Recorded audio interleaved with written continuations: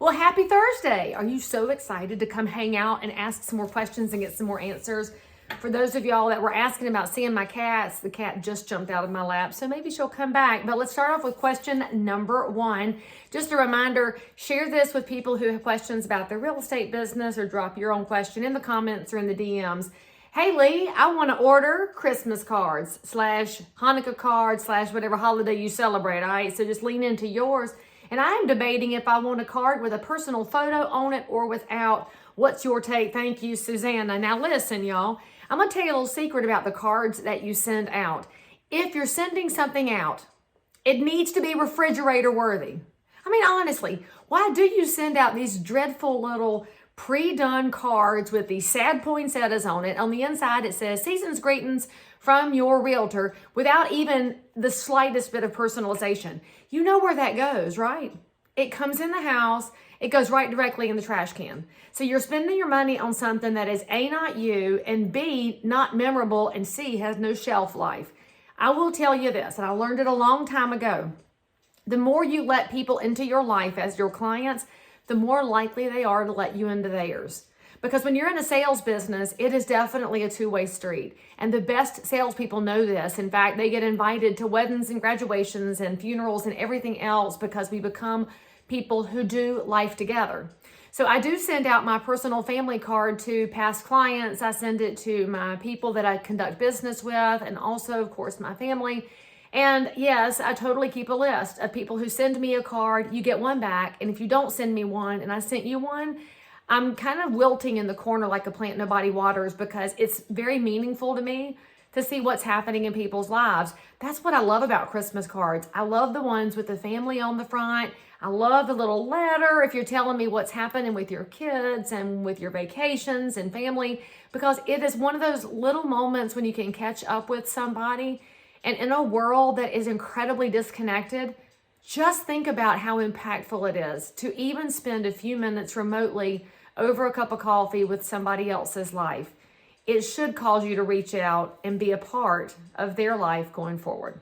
All right, now, oh, by the way, the response I get when I send these cards out, it does not matter the faith of the person who receives it, because I have clients of every faith category. We have our Christians, we have our Jewish, we have our Muslim, atheist, Hindu. I mean, I have served people from all over the spectrum, and the response I get back is, "Oh my goodness, how the kids have grown," which is hilarious, because it also proves to us that no matter where we start, we all have some things in common. And cards can allow you to find that through line of connectivity in a world that seems to be determined to be separated. So that's just my nickel on that. Okay, next question. Okay, you ready? I'm trying to mentally prepare myself, Leigh Brown, for what I'm seeing in the market. What do you think this recession means for us realtors and the industry as a whole? What's the big picture? All right, let's start with the big picture. There is one coin in life, all right? That coin has two sides. On this side is faith, and on this side is fear. Which side of the coin are you going to lean into? I mean, honestly, if you're letting fear run your life, this recession will destroy your business, and it's going to destroy everything around you, and you're going to die broke and penniless and homeless and sad and miserable somewhere with nobody. The other side of that coin is faith. And faith says, I can't see the other side, but I'm going to keep pressing towards it. You don't have to know if it's going to be an easy path or not, because a recession does not grant us an easy passage, all right?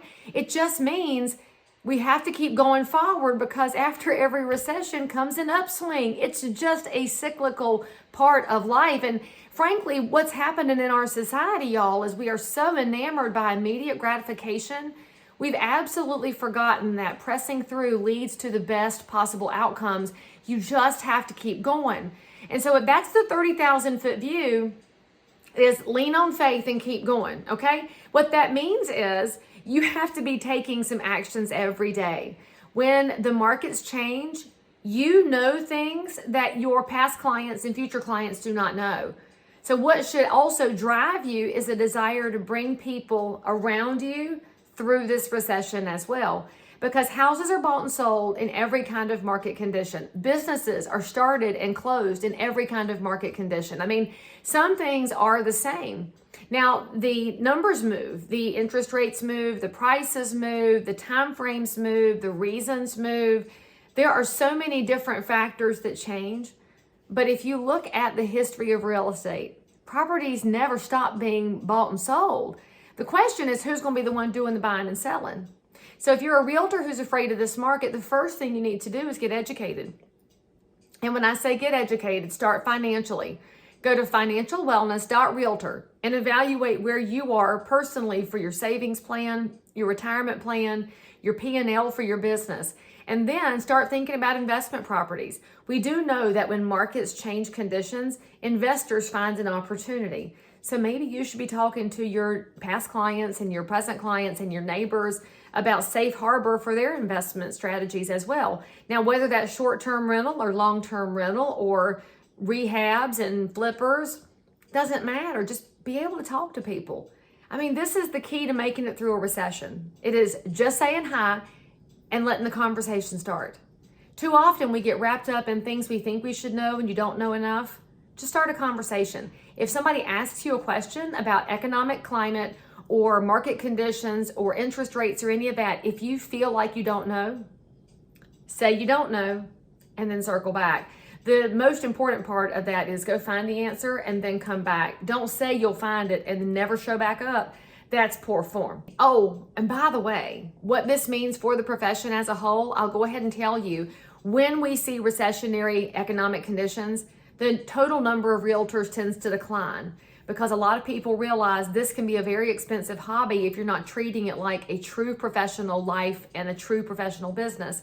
I will tell you that in a recession, a lot of realtors' businesses go up, and that would be me. I had my best years ever in real estate during the Great Recession, and it's not any kind of magical luck or any genie in a bottle. It was dialing in to learn what to do for people in financial distress, how to figure out pricing in a changing market, and how to give buyers the comfort of long-term financial stability through real estate so they can move forward. And I'll tell y'all, I'm super proud that my clients, to my knowledge, have not suffered a foreclosure. We have figured out what the options could be. That's something else that should help you drive through a recession. I know that most of y'all that do real estate have a true servant heart for leadership, and that means you've got to be on the phone talking to people so you can make sure that they know every option they have, no matter what the market's doing. And by the way, when the number of realtors falls, that will change revenue streams for our associations. It just means that we should be always paying attention to the numbers and how they ebb and flow. And also, whether you're an everyday realtor out there working with buyers and sellers, or you're an association who's building an amazing community of professionals, you've got to make sure you're delivering value and letting people know that community matters to you and it matters to them as well. Okay. All right, so I got this question from a Mississippi realtor. Hey, Eric, and he sent me an email asking about the definition that I have of what realtors do. And as many of y'all know, I think you can most efficiently describe a realtor as a professional problem solver. So here's his question. You extol the virtue, by the way, nice vocabulary, Eric, of selling yourself as a professional problem solver or a personalized problem solver. I added that to my electronic signature. Seems to be ever growing and I may have more items than I need. How should I edit this? Now, you might not know this, but one of my pet peeves is opening an email from someone and seeing a list this long of every committee they've ever served on, of every nonprofit they've ever served, of every time they were number one on the production board in the office. Ask yourself this. If somebody was reading your email signature out loud, would you be horrified and embarrassed and tell them, please stop, please stop, please stop? If so, there's too much in it. So my suggestion to you is read your email signature and decide what matters right now. Now, if you are the president of your local association of realtors, that should be in your email signature because you are the officer for every member of the association. That's an important piece of information. But if you were president 5 years ago, you're not really carrying the fiduciary responsibilities now. You're probably out of the loop with current information, and maybe you should have moved on to your Rotary Club or BNI or the Library Association or something. I'm just going to point that out. But too often we are making up a resume, and we're entrepreneurs. So do you really need a resume when you're an entrepreneur? I mean, people want to know what you're doing. It provides credibility to your words that there's a past experience that drives your level of knowledge. But at a certain point, you got to trim it down. And I will tell you that I think it's important that we define what a realtor does and who a realtor is, because a lot of the public does not know and does not understand. They think a realtor just sticks a sign in the yard, sticks something in the MLS, and magically gets paid. And there are a zillion other things that happen in the process, whether it is prior to the sign going in the ground, or it is the free market that is the multiple listing service, or it's what happens in the middle of the sale. There are so many items that happen, which is why I define a realtor as a professional problem solver. In fact, what we're paid for is the things we don't know are coming yet. I mean, that's the total honest truth. And I will say the most dangerous thing a realtor can ever say is, well, I've seen it all. Because that's basically telling the Lord to come down and drop a new surprise in your lap. And I promise it'll be something you've never seen. And you'll call me, you'll say, hey, broker Leigh Brown, did you ever see this? And I'll say, nope, never saw that before. And then we lean into the ways that we find a solution that take care of our neighbors who are conducting real estate and protect ourselves from liability and from making mistakes. Because realtors are working very hard to stay up to speed. I get that. The consumer gets very confused because they have information coming from 1,000 sources. I get that too. Our job is to drill down and do the best job possible, because every house is unique. Every homeowner is unique. Every home buyer is unique. And that's why your problem solving had better be personalized. All right, that's our 3 questions for this week. So we got a short Q&A for you. If you have something you would like to ask and you can't ask your broker, scared to ask your broker, or didn't like the answer, go ahead and submit it by the direct messages. Hit me up in the comments, and most importantly, tune back in. I'll see you next Thursday.